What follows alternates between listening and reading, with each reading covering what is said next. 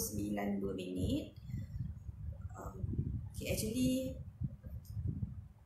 first plan 9.30, tapi sebab ada vitamin C kan, masa tu Nadia minta cepatkan, so at least boleh habis awal lah untuk ready vitamin C kan hari ni.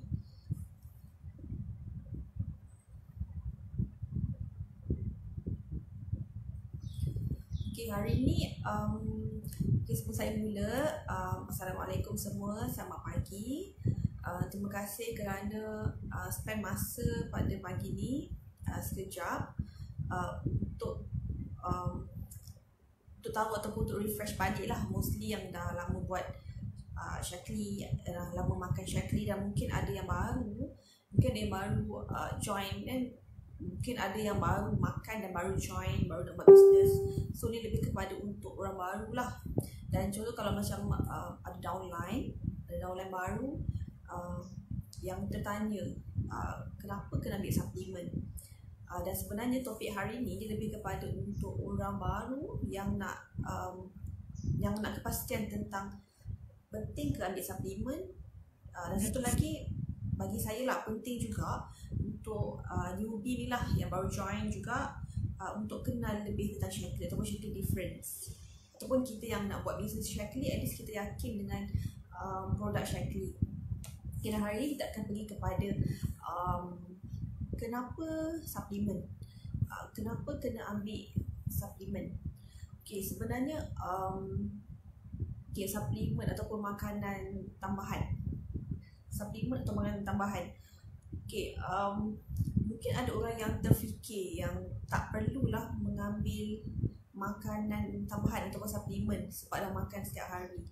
Okay, dan kalau kita lihat pada general lah, pada umum, sebenarnya keperluan suplemen ataupun makanan kesihatan ini berbeza mengikut individu dan mengikut keperluan badan mereka. Dia bergantung lah, dia ada banyak faktor yang boleh disebabkan kenapa kena ambil suplemen dan suplemen apa yang perlu ambil. Kalau kita nak kategorikan lah suplemen, kita boleh kategorikan sebagai untuk lelaki kan. Kalau kita tengok set solution set untuk lelaki, ada specific needs untuk wanita, kemudian ada juga untuk orang yang mengandung kan, ibu yang menyusu. Okay, ada juga untuk orang yang tua, contoh orang yang ada masalah kalau macam tua, lelaki, tua, perempuan, itu adalah kategori-kategori yang kita boleh maksudnya spesifikkan ataupun kita boleh customizekan suplemen keperluan ikut keperluan badan mereka. Ini antara kumpulan-kumpulan yang kita boleh fikirkan. Sebab suplemen ni dia pelbagai jenis. Suplemen ni kalau kita tengok keperluan nutrisi ataupun vitamin, mineral ikut keperluan badan. Kalau kita pergi secara itu, kalau kita pergi kepada lebih spesifik lah, maksudnya kita nak tengok golongan-golongan tertentu.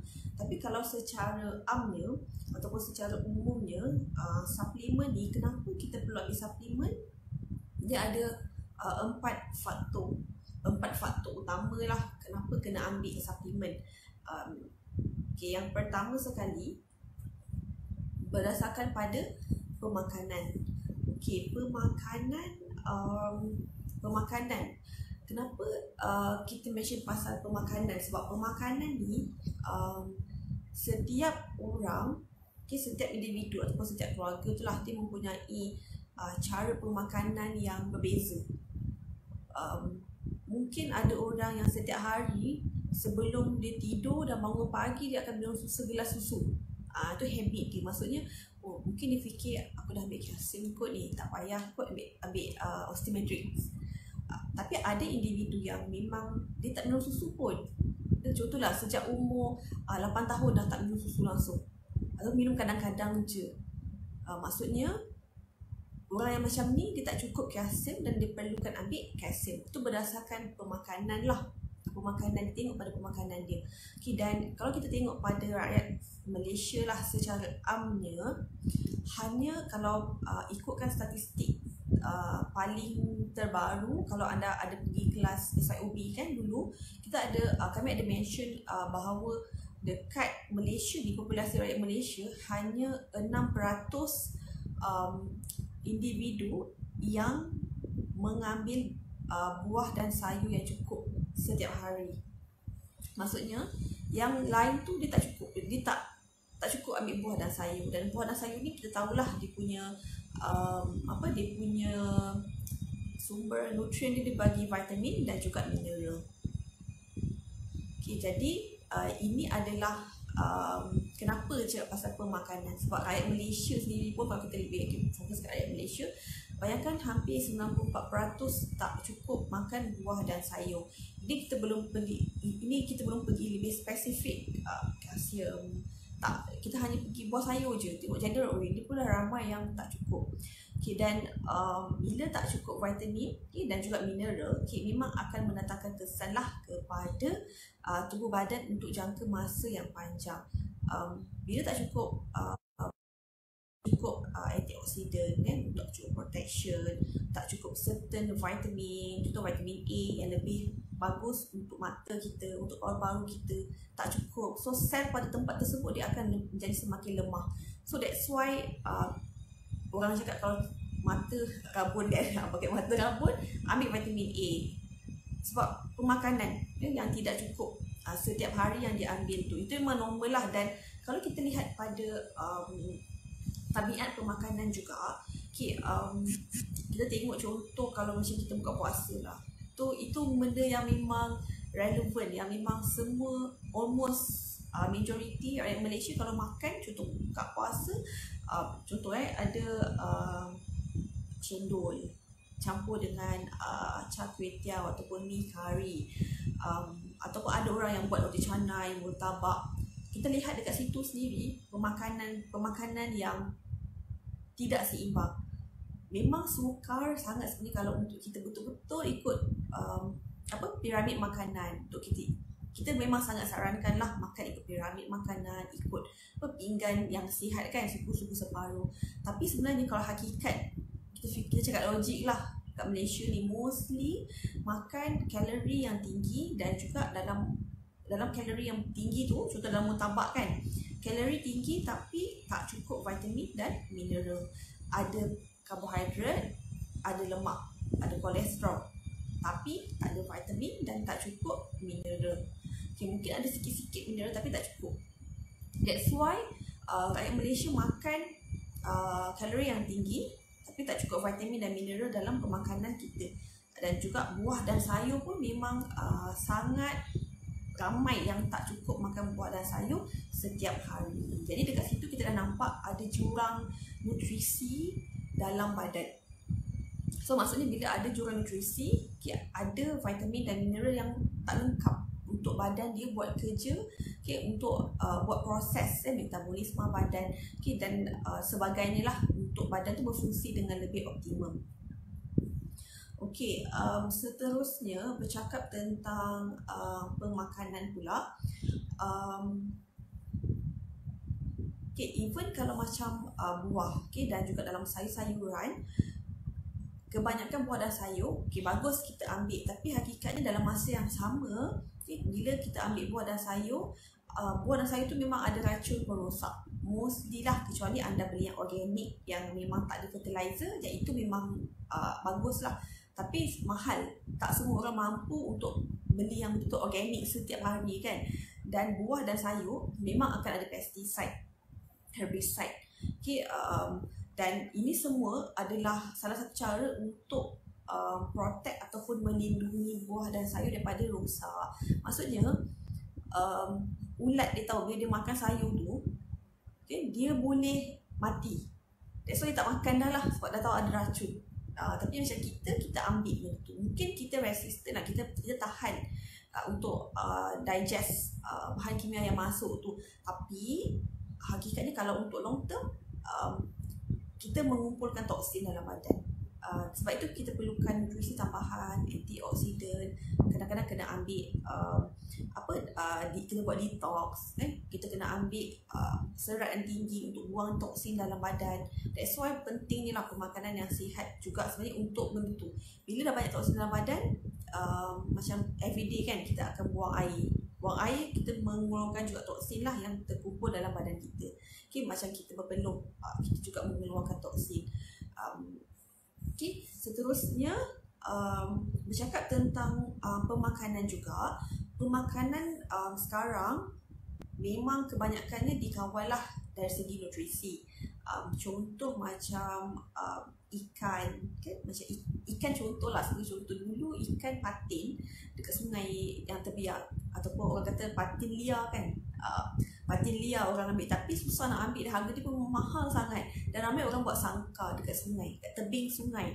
Dan bila ikan duduk dekat dalam sangkar, maksudnya ikan tu kan, dia punya makanan dia tu dikawal oleh manusia lah, kita yang bagi dia makan, sebab dia tak boleh cari makan. Sama juga macam samalah macam ayam, macam lembu, kambing. Mungkin lembu kambing okey sebab kalau yang duduk kat rumput, makan rumput lah. Tapi kalau yang dikawal, yang dibagi makan, kadang-kadang rumput kering, bagi makan hormon, benda tu dia stimulate. Maksudnya benda tu tak natural sangat dan memang ada bahan kimia ataupun hormon yang memang ada masuk dalam badan dia dan kita makan. So benda tu adalah kita tak perasan tapi memang ada. Kita bukan kata tak boleh makan, kita makan macam biasalah, tapi kita ambil juga benda lain, untuk sokong detox, untuk lengkapkan lagi yang tak cukup. Dan inilah senario sekarang tentang pemakanan. Faktor pertama sebab pemakanan lah kenapa orang kena ambil suplemen. Kita tengok sekeliling kita dah tahu dah memang ramai yang tak cukup, dan even macam ikan, contohnya macam ikan patin kan, even nutrien dalam ikan tersebut pun tak sama macam yang duduk kat sungai, sebab kita dah beli yang kat dalam sangkar. Macam salmon jugalah, macam orang suka makan salmon sebab omega 3, dan salmon sekarang kalau harga dia yang lebih murah, dia ada sangkar dia dekat laut untuk orang senang nak ambil. Maksudnya salmon tu dia tak boleh tak makan lah, dia kena makan, dan manusia akan kawal pemakanan ikan-ikan tersebut. Itu contoh. Maksudnya even pemakanan pun dikawal lah sekarang. Dan kenapa dikawal dan kenapa maksudnya dikontrol, sebab kita nak tambahkan makanan itulah. Manusia semakin ramai, makanan pun makin banyak, nak increasekan dia punya yield dia. Tak kisahlah sama ada sayur-sayuran, buah-buahan, dan juga haiwan lah, haiwan ternakan, dan ikan. Itu yang pertama sekali, faktor pemakanan. Dekat sini kan saya nak tanya yang dah live, boleh tak korang just macam bagi feedback. Siapa dekat sini yang kita buat ni lah, survey lah, antara 16 orang yang live, saya nak tanya, ada tak kat sini yang makan buah dan sayur yang cukup? Maksudnya buah dan sayur yang cukup setiap hari 5 hidangan. Maksudnya 3 hidangan buah, 2 hidangan sayur. Ada tak kat sini? 3 hidangan macam buah. Kalau buah contoh 1 hidangan, 1 biji buah apple 1 hidangan, 1 biji buah oren dah kira 2 hidangan buah. 3 hidangan sayur kira ni 1 mangkuk. 1 mangkuk biasanya lah kalau kita potong sayur kan, 1 mangkuk sayur hijau. Kalau sayur yang masak, separuh mangkuk. Brokoli 1 mangkuk. Ada tak makan cukup? Tak cukup kan, jarang sangat makan buah. Tak cukup. Jujur memang tak kan, masa Nadia cakap tak. Majority ya, kalau macam survey tu pun satu Malaysia yang dibuat mengatakan bahawa hanya 6%. Bulan puasa ni lagi kurang, sebab bila kita buka, kita makan sikit kita dah kenyang kan.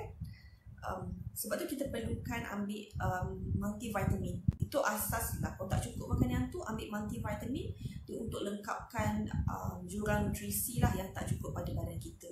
Ajuya pun cakap tak sempat pun nak cukupkan kan. Nabila Ahmad, terima kasih respon anda. Ini kita boleh tanya orang lain, kenapa dia ambil suplemen lah, dan kita boleh tunjuk, kita boleh cakap lah benda macam ni. Dan kalau anda nak dia ada reference dekat slide SYOB. Kalau anda pernah lihat slide SYOB, ada satu slide yang bercakap tentang percentage ni lah rakyat Malaysia dekat part vitally. So ini pun anda boleh macam enhancekan lah awareness dekat public ataupun dekat customer. Ini memang perlu ambil, sebenarnya hampir ramailah orang kena ambil multivitamin kan. Bulan puasa lagi tak cukup sebab tu ambil Shaklee kan. At least kita rasa lebih bertenaga kan. Kita cukupkan certain nutrient yang tak cukup dalam badan kita. Okey, kemudian kita pergi yang kedua. Yang kedua pula adalah faktor gaya hidup. Okey, faktor gaya hidup.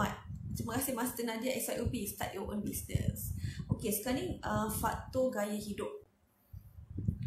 Okey, secara umumnya kalau kita tengok ada golongan rakyat Malaysia yang memang takkan tinggal senaman. Ada yang bersenam everyday, aktif.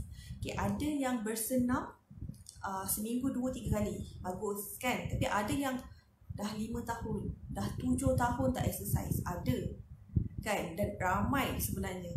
Okay, dan berdasarkan statistik WHO untuk rakyat Malaysia, ini tahun 2005 punya lah. Tahun 2005, 60% rakyat Malaysia tidak aktif.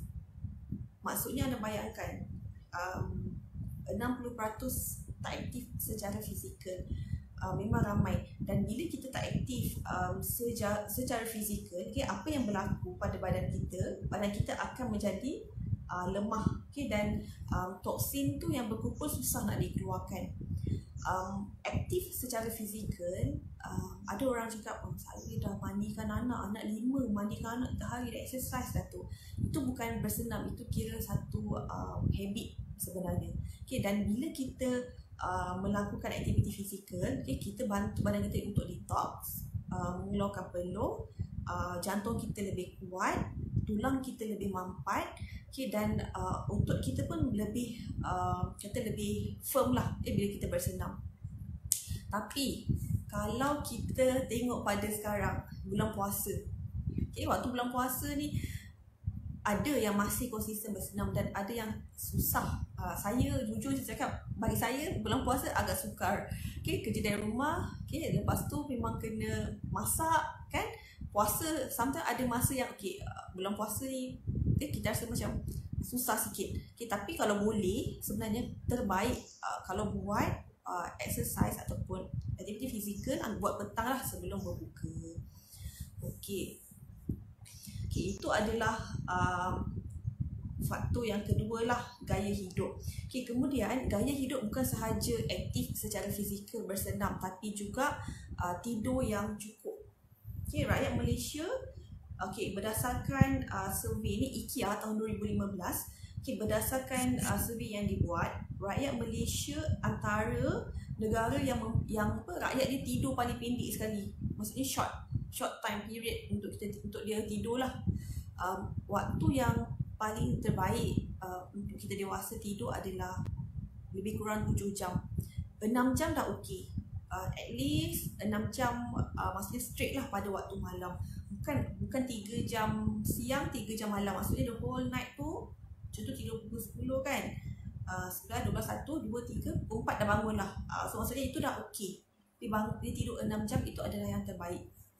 Dia kena ataupun shrink, dia akan shrink atau dia akan kecut. Termasuklah sel dekat bahagian otak dan juga sel bahagian usus. Itu yang bahayalah sebab sel otak semakin kecut tu orang tua. Maksudnya kita mempercepatkan aging proses bila kita kerap sangat stres. So bahayalah. Kemudian yang kedua pada usus. Bila kita stres, usus kita termasuk usus kecil kita dia akan mengecut. So bila mengecut, penyerapan nutrien pada usus tu pun akan terganggu. Itu adalah kenapa kata kena kawal lah stres. Stres bahaya, dia akan mempercepatkan proses penuaan pada badan kita. Okay, that's why kalau orang yang selalu stres, nampak muka dia cepat tua kan.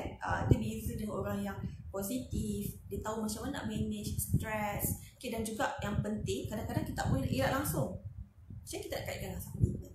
ambil suplemen yang boleh mengawal hormon stres, contoh macam B-complex. Dan juga ambil suplemen yang tinggi antioksidan untuk neutralisekan balik radikal bebas disebabkan oleh perasaan stres kita. Bila stres ada hormon yang akan keluar, dan hormon tu macam kita kena kontrol melalui certain nutrien dan mineral lah yang penting. Itu stres. Jadi lepas ni sama-sama lah kita mengawal stres. Dan ambil suplemen yang betul lah, antioksidan, B-complex, even omega 3 pun bagus juga sebenarnya, bantu untuk mengawal hormon dan memberi kita rasa lebih gembira. Seterusnya itu yang kedua lah setakat ni.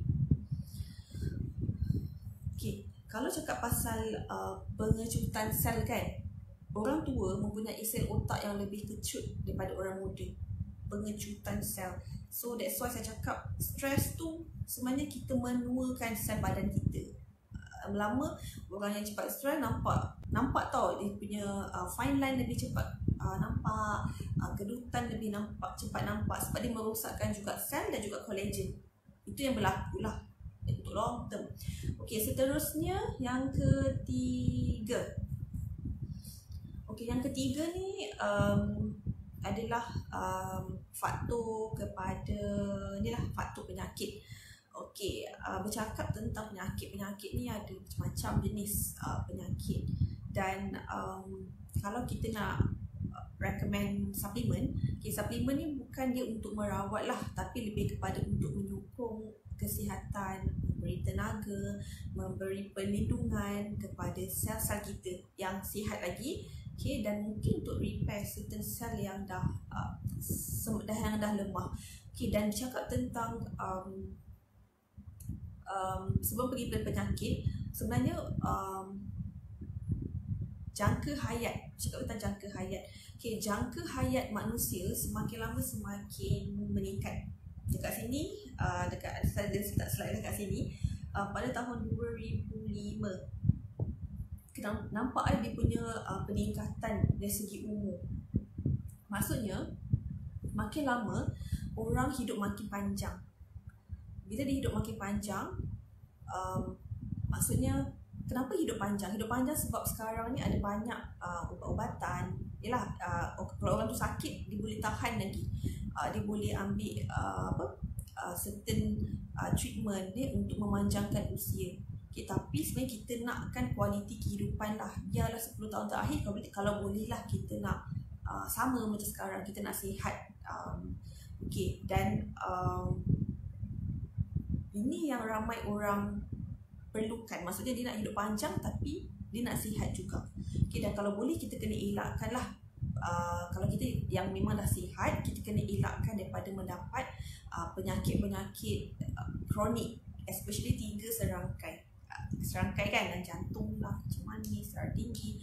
Dan bercakap tentang penyakit ni sebenarnya kita boleh elakkan kalau macam kita tahu makanan kita macam mana, kita kurang certain nutrien, mungkin kita terlalu ambil kolesterol yang banyak, so kita kena kawal pemakanan dan kita kena ambil suplemen yang bersesuaian lah dengan kita.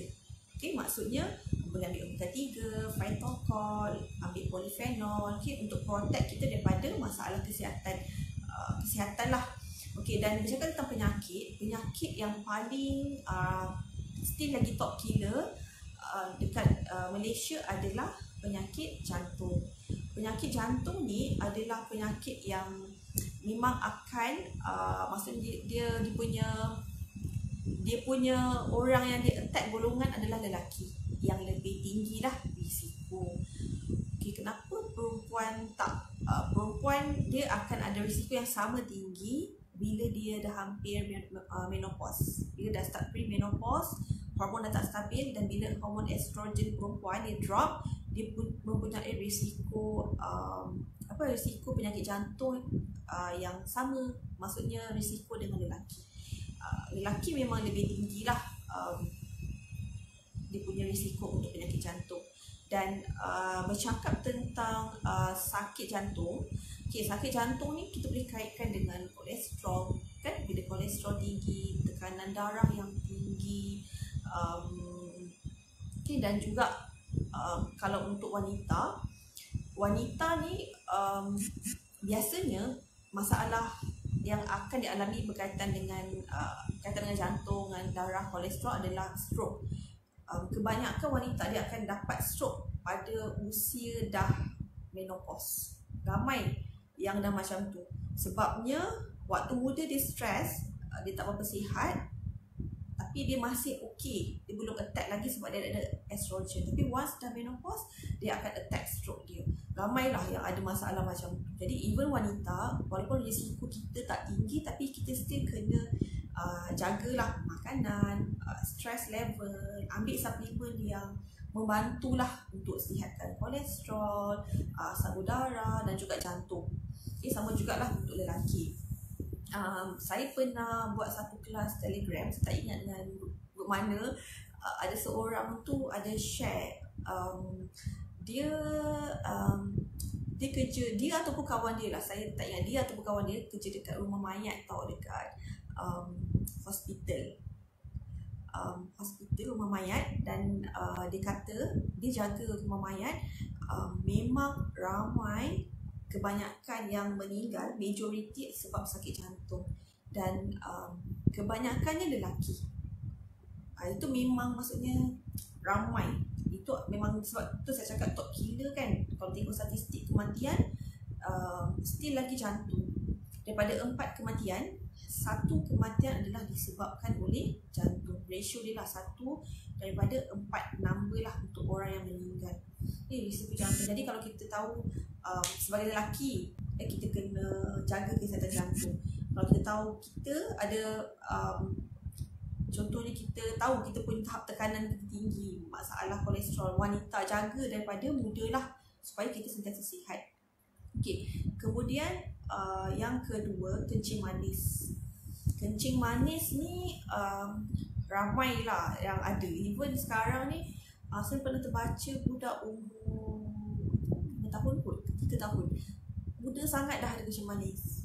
Dan ada juga orang remaja macam 20 tahun, dah kena cucuk insulin, dah ada masalah kencing manis. Semua ni dia punya faktor utama lah, pemakanan, dan juga kalau ada keturunan, faktor keturunan dia boleh menyebabkan kepada kencing manis. Tapi kencing manis ni kita boleh kawal melalui pemakanan lah. Pemakanan iaitu kurangkan pemakanan yang manis dan berikan nutrien dan mineral yang penting kepada sel kita. Jadi kalau cakap tentang kencing manis, apa biasanya suplemen yang anda cadangkan? Ni kadang ada customer yang ada nak ambil suplemen ni tapi kencing manis. So anda kena tanya dulu apa simptom. Ini suplemen dia bukan untuk merawat, tetapi dia kalau orang ada certain simptom, mungkin kita boleh bagilah ikut keadaan dia, ataupun kita kena jelaskan lah dia bukan untuk merawat, tapi kita boleh bantu untuk at least kurangkan simptom dan mengelakkan daripada semakin teruklah jadi masalah kesihatan tu. Kalau kencing manis lah contoh, biasanya orang akan ada masalah macam luka yang lambat nak sembuh, masalah susah nak heal dia punya luka kan. Kalau ada simptom macam ni, kita boleh bagi zinc. Badan dia kurang zinc, kita kena tambah vitamin C untuk cepatkan lagi penyembuhan luka. Dan juga kita juga boleh tambahkan certain mineral, seperti contoh macam chromium yang ada dalam vitamin D. Dia mampu membantu untuk sel badan kita akan realize, akan alert pada insulin. Chromium lah. Sebab tu kalau macam kencing manis, kalau basic, bukan untuk merawat lah, tapi kalau orang ada customer yang datang tapi dia ada kencing manis tapi dia nak cantik juga, so kita boleh bagi something yang perlu untuk dia lah, untuk dia dapat kesan daripada pengambilan suplemen. Macam chromium dalam vitamin tu, chromium dia akan bagi sel kita akan alert pada insulin untuk menurunkan kadar gula dalam darah. Contohnya lah salah satu. seterusnya bercakap tentang penyakit yang sekarang ni semua tengah satu dunia kan, semua tahulah pasal COVID-19, coronavirus. Dan penyakit ni dia boleh datang banyak, maksudnya novel atau penyakit baru yang boleh wujud dan boleh ada. Jadi kalau macam ni kan, macam COVID-19, satu virus yang semua takut sebab dia tak ada vaksin lagi. Jadi apa yang kita boleh buat sebagai individu yang nak mengelakkan, still kita kena buatlah macam basuh tangan kan, elakkan daripada tempat orang ramai, tapi at the same time dari segi kesihatan badan kita, kita kena pastikan badan kita sentiasa, immune system badan kita sentiasa kuat untuk kita still sihat. Maksudnya kita tak nak ada benda lain juga. Sebab tu orang yang ada penyakit, risiko dia lebih tinggi untuk kematian kalau dia infected dengan COVID-19. So benda yang asas adalah kuatkan sistem imun. Nak kuatkan sistem imun, paling asas sebenarnya kan, cukupkan vitamin dan mineral. Asas adalah vitamin. Tapi kalau orang tu nak spesifik, ada, that's why vitamin C tu penting lah untuk imun sistem badan. Seterusnya yang keempat, kini ada yang terakhir, iaitu persekitaran. Bercakap tentang persekitaran.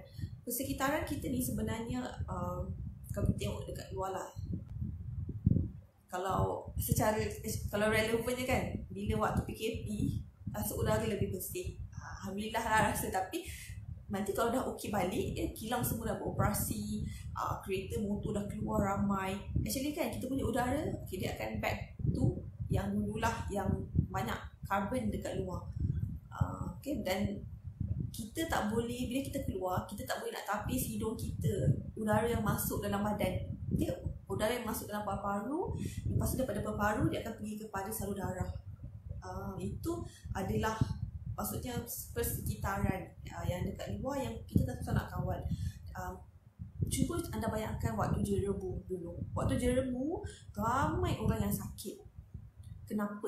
Sebab udara dekat luar, udara tu dia dah bercampur dengan bahan-bahan, maksudnya bahan-bahan kimia yang terhasil daripada asap yang terbakar tu dah campur dengan udara. Dan bila orang yang mempunyai masalah pernafasan lah, especially yang bila dia hidup, masukkan bahan kimia sekali dengan dekat hidung dan rongga udara dia akan ada reaksi lah, inflammation, keradangan, kemudian sesak nafas. Maksud toksin pun masuk banyak tau dalam badan kita, dan paru-paru dia akan tapis sebelum dia masukkan oksigen yang kita sedut ke dalam darah. Tapi tak semua akan ditapis, ada juga yang masuk dalam badan. So actually memang ada je lah persekitaran yang tak bersih atau udara yang tidak bersih yang akan masuk dalam darah kita, badan kita. Itu kalau kita pergi kepada persekitaran udara kan. Dan kalau cakap tentang persekitaran, paling rapat lah sekarang, yang paling common adalah udara. Itu je yang paling dekat lah yang kita boleh cadangkan. Dan jadi untuk individu yang nak macam nak elakkan daripada masalah keradangan, nak elakkan daripada simptom asma, actually kita boleh advise certain supplement. Inilah pentingnya supplement waktu ni. Contoh lah macam omega 3. Omega 3 ni dia macam untuk semua. Ada EPA, ada DHA, dan ia bagus sangat untuk anti keradangan. Jadi orang yang ada masalah macam asma, dia punya saluran pernafasan dia inflame, dia boleh kurangkan bengkak dan dia akan rasa lega. Dan macam EPA juga sebenarnya untuk immune system lah dalam omega 3. Dan bercakap tentang persekitaran juga. Bercakap tentang persekitaran, satu lagi adalah air, udara dan air lah. Tapi air ni saya tak nak highlight lebih sangat sebab saya tahu kebanyakan rumah sekarang dah ada filter kan, filter air. Dah ada filter. Even Shaklee punya filter pun, Get Clean pun bagus. Tapi ada yang additional filter lagi yang lain-lain. Jadi baguslah ada filter. Dan bercakap tentang kalau lah orang tu yang still masih tak filter air, contoh ambil air pipe je macam zaman-zaman dulu-dulu kala kan. Kadang ada orang ambil air hujan je, masih ada tak ambil air hujan masak minum, ataupun ada orang ambil air pipe dia masak terus minum. Jadi itu tak berapa sihat lah, sebab dekat air sekarang pun ada banyak sangat sebenarnya benda asing especially logam berat lah yang ada daripada besi, daripada even sometimes ada bakteria yang kita tak nampak jadi tapi setelah air boleh minum. Dan cakap tentang persekitaran, itu sahaja, lebih kepada udara lah persekitaran. Jadi saya nak conclude balik bercakap tentang kenapa perlu ambil suplemen. Saya nak conclude balik tadi, suplemen macam saya cakap, setiap orang mempunyai keperluan suplemen yang berbeza. Suplemen ni adalah makanan tambahan. Maksudnya bergantung pada lifestyle dia, bergantung pada pemakanan dia, gaya hidup dia, persekitaran mana yang dia duduk. Actually depends pada individu. Kita kena customizekan suplemen pada customer kita mengikut keperluan. Dan ia sangat penting sebabnya kita nak jual produk yang dapat kesan. Bila customer kita ambil suplemen tu, dia beli kan, dia dah bayar, dia ambil, dia makan, dia rasa beza, itu yang boleh macam dia repeat balik, dia repeat purchase. Dan bukan repeat purchase, dia tahu actually kan, dia akan mesti dia akan cerita ke orang lain, seorang dua pun dia akan cerita. So benda tu penting bagi suplemen yang betul dan tepat kepada customer kita. Itu yang pertama lah saya cakap untuk secara ambil. Dan juga kita juga selain daripada customize ikut pada yang sekitaran, lifestyle, juga kita boleh lihat kepada siapa dia. Maksudnya dia tu lelaki ke, dia tu perempuan ke. Kalau lelaki biasanya nak ambil untuk fertility, perempuan nak hamil, nak mengandung, ada ibu mengandung pula, ibu hamil, ada ibu menyusu. So kita, maksudnya suplemen ni dia bergantung pada keperluan badan dia jugalah. Dan orang tua kan, orang yang dah menopause, lelaki yang dah berusia, contoh yang mati pucuk pun ada juga yang nak suplemen. Kita boleh advise, tapi bila anda advise, satu lagi, mungkin ada yang ada penyakit, kita tak boleh mention yang suplemen ni untuk merawat lah. Kalau macam Shaklee kan, kami tak bagi untuk anak kata boleh merawat. Actually ia untuk menyokong kesihatan. In term of nutrisi, boleh ambil, tapi benda ni lebih kepada untuk kurangkan simptom, lebih kepada untuk protect sel, jaga sel yang sihat, bagi tenaga secara keseluruhan dah pada badan. Dan 4 faktor yang saya cakap tadi, 4 faktor kenapa perlunya ambil suplemen. Yang pertama, pemakanan. Macam saya cakap lah, makan sayur buah tak cukup kan. Lepas tu yang kedua, gaya hidup. Gaya hidup ni termasuklah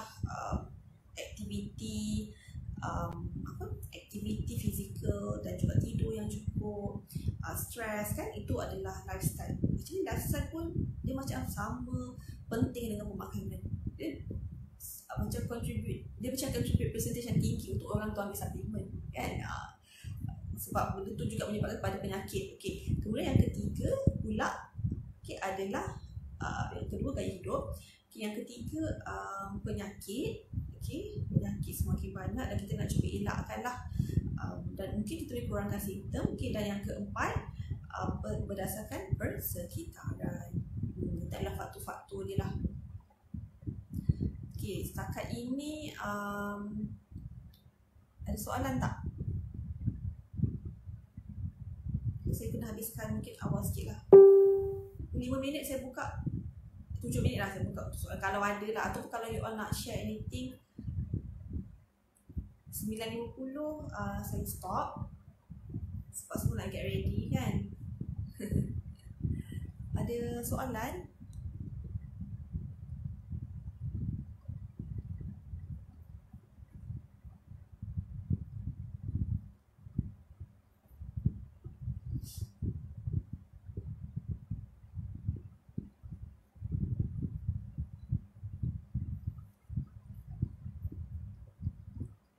soalan tak? Tak ada. Semua okey?